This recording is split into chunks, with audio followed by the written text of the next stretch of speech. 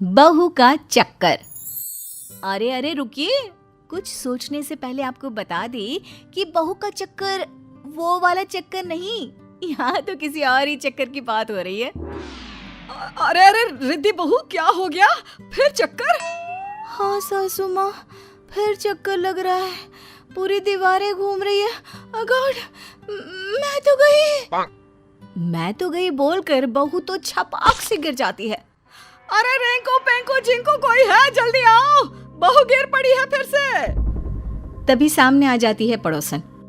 हाय रे, बधाई हो रिंकू पिंकू चिंकू की माँ, बहू पेट से है, दादी बनने वाली हो क्या? अरे चुप चुप कर, निकल। जब देखो तब हमारे घर के अंदर आंखें गड़ाई रहती है। अरे ऐसे चक्कर इसे हफ्ते में 10 बार आते हैं, तो क्या हर हफ्ते दादी बनने का जश्न मनाओ? चल। तभी रिद्धि का पति रिंकू आ जाता है। ओहो, फिर गिर पड़ी।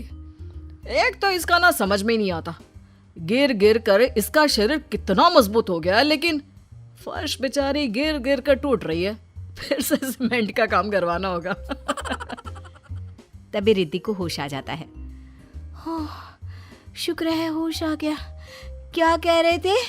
फर्श टूट रही है और जो गिर गिर कर मेरा सर टूट रहा है उसका क्या?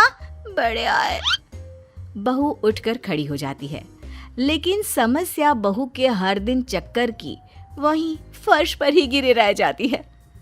माँ जी, मैं डॉक्टर को दिखाने जा रही हूँ, मुझे अच्छा नहीं लगता। मैं घर की बड़ी बहू हूँ और आए दिन चक्कर खाकर गिर जाती हूँ। कल को दूसरी बहुएं भी आएंगी।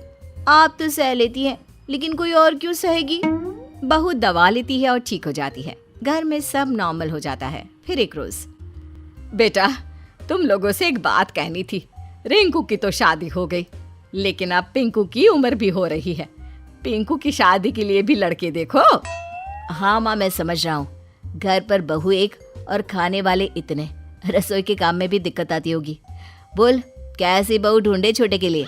अरे जैसी मर्जी देख लो बेटा, बस ये देख लेना कि चक्कर पक्कर ना आता हो। बहू के चक्कर से तो मैं परेशान हो गई हूँ। खैर, किसी तरह छोटे की भी शादी हो जाती है। बड़ी और मझली बहू के साथ तो सास के व्यारे न्यारे होते हैं। कोई रोटी देती तो कोई सूप, कोई चाय लाती तो कोई सर दबाती। लेकिन कहते हैं ना, सब दिन एक से नहीं होते। एक रोज नई मझली बहू, माँ जी जल्दी आइए, ये देखिए रिद्धि भाभी को क्या हो गया, वो तो गिर पड़ी हैं। हाय रे, लग रहा है इसकी चक्कर आने वाली बीमारी खत्म नहीं हुई। इतने दिनों से ठीक थी तो लगा था सब ठीक है, लेकिन नहीं, बहू को तो बीमारी ने अपनी चपेट में अब भी ले रखा है। माँ रिद्धि को चक्कर आया और वो गिर पड़ी।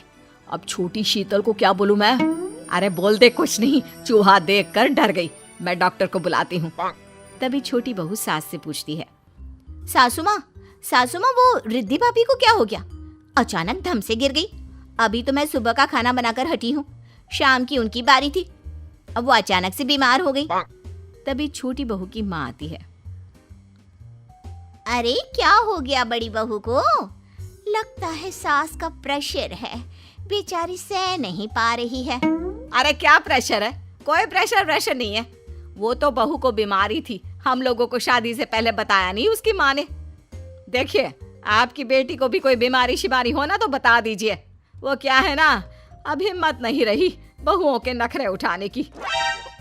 अरे उन्होंने आपको नहीं बताया तो कम से कम आप हम लोगों को तो बता देती। अब ये बताओ कि इतने सारे लोगों का काम क्या मेरी बेटी अकेले करेगी दोनों वक्त का? चल बेटी मायके। चल बेटी, अरे स्कूल में दाखिला नहीं कराया है बेटी का, शादी की है, ससुराल है, यहाँ से ऐसे लेकर नहीं जा सकते अपनी बेटी को। अरे तो क्या करूं, बेटी को रोटी बनाने की मशीन बनाकर यहीं छोड़ जाऊं? भरा पूरा परिवार, सास बुढ़िया जेठानी को चक्कर की बीमारी, ना जी ना। चल बिटिया। छोटी का पति कहता है, अरे कैसी बात कर रही है सासू माँ, अभी तो शादी हुई है हमारी, इतनी जल्दी बीवी को लेकर क्यों जा रही हैं? तो क्या करे मेरी अम्मा, मेरे साथ रसोई में कौन काम करेगा? ना जी ना, मेरे बस की नहीं है। छोटी बहू तो माँ के साथ निकल जाती है। अब रह जाती है बड़ी बहू। बड़ी बहू को जब होश आता है तो वो देखती है कि सभी उसके आसपास खड़े होते हैं। क्या हो गया? सब ठीक तो है ना? हाँ हाँ, घर खराब करके पूछ रही है सब ठीक तो है ना? अरे हो क्या जाता है तुझे? क्यों नहीं दिखा देती डॉक्टर को? अरे भाभी, ये ऐसी बीमारी थी तो शादी नहीं करनी चाहिए थी ना आपको भाई से। आपकी हालत देखकर मेरी बीवी भी चली गई। चली गई? हालत मेरी खराब थी तो वो क्यों चली गई? अरे मैं ही चली जाती हूँ मायके।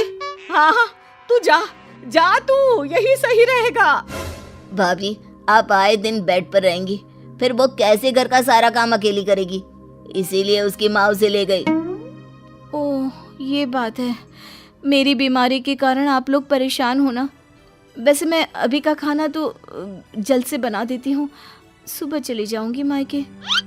चक्कर खाकर गिरी बहू अब खड़ी हो जाती है, घर का सारा काम करके खाना बनाती है, सबको गर्मा गर्म खाना खिलाती है और फिर बहू बस कर, अभी अभी बिस्तर से उठी है, फिर गिरने का इरादा है क्या? हाँ रिद्धि, रहने दो, इतना काम मत करो।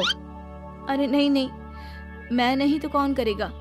देवरानी को तो आए कुछ दिन ही हुए थे, लेकिन मैं ही तो सबका ध्यान रख रही थी। चाहे जो भी हो, तबीयत कितनी भी खराब रही हो मेरी, लेकिन आज एक बात तो समझ गई कि ये बोलकर बहू चुप हो जाती है। सास को समझ में आ जाता है कि वो क्या कहना चाहती है, लेकिन सास कुछ भी नहीं कहती।